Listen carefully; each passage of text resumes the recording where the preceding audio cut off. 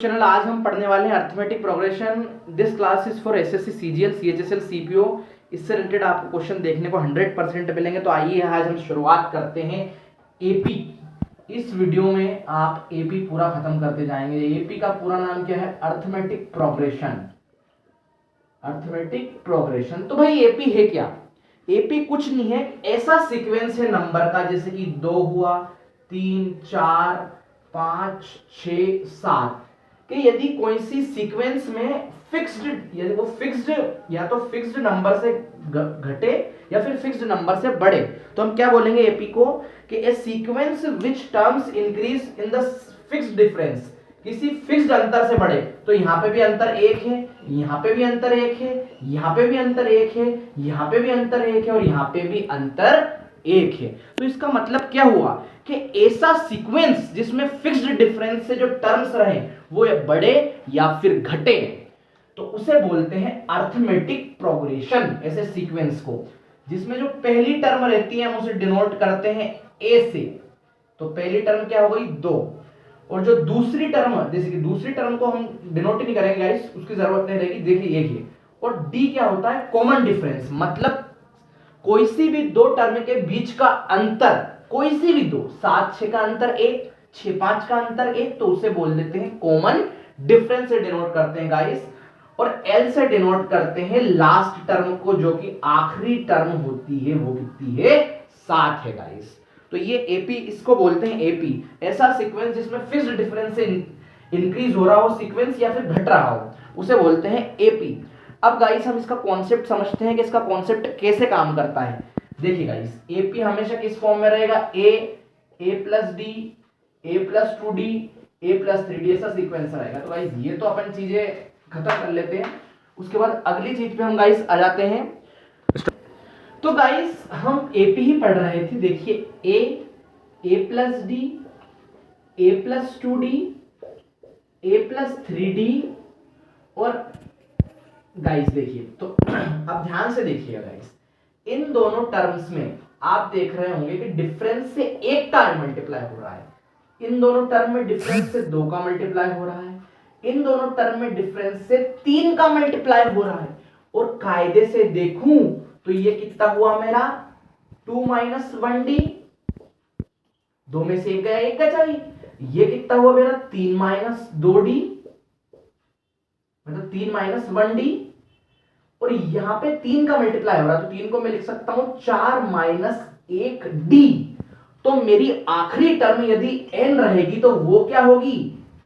n minus 1d। आई बात समझ में गाइस? और a तो सब में प्लस में रहता है, तो यहां से आविष्कार हो गया फॉर्मूले का a plus 1 into n, a plus 1 n minus 1 into d, जो कि n टर्म निकालने का फॉर्मूला होता है। तो यहां से आया है गाइस।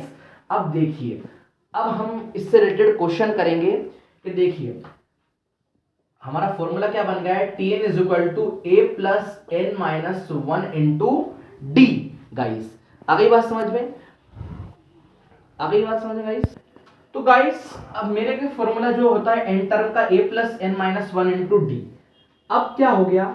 यदि मैं इन टोटल टर्म को ही मैं n मानूं, टोटल टर्म मेरा जो भी सीक्वेंस है उसके टोटल टर्म को ही मैं n मानूं, तो इसका मतलब जो मेरा n रहेगा वही आखिरी में रहेगा, और जो आखिरी में रहता है उसे मैं क्या बोल देता हूं? लास्ट टर्म को, जिसे a से डिनोट करते हैं। तो लास्ट टर्म का फॉर्मूला भी क्या बन गया? a plus n minus 1 into D. Guys अब हम करते हैं इससे रिलेटेड क्वेश्चंस पे आ जाते हैं। हम क्वेश्चंस की प्रैक्टिस कर लेते हैं जो कि एसएससी ने पूछे हैं। सीजीएल में, सीएचएसएल, कोई से एग्जाम में एपी बहुत पसंदीदा टॉपिक रहा है।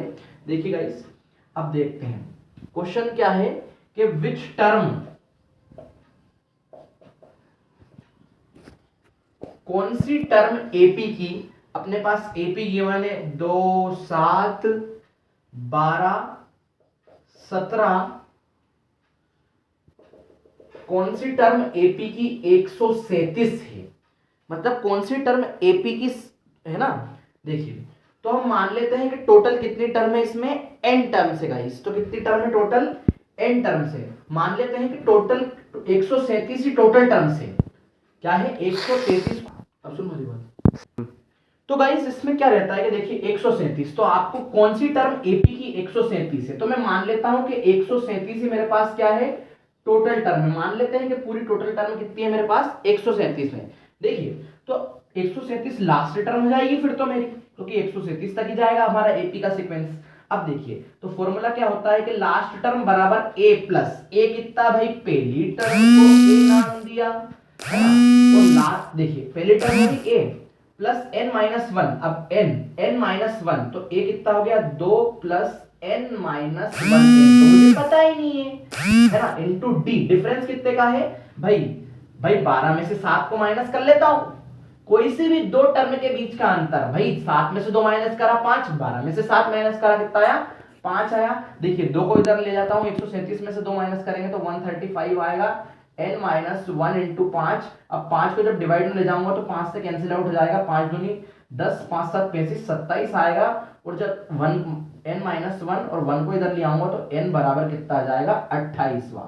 तो जो 28वीं टर्म होगी वो 137 होगी guys. Thank you very much. अगला कॉन्सेप्ट एपी का ही लाऊंगा सीजीएल, सीजीएसएल, सीपीओ के लिए अगले वीडियो में। Thank you very much.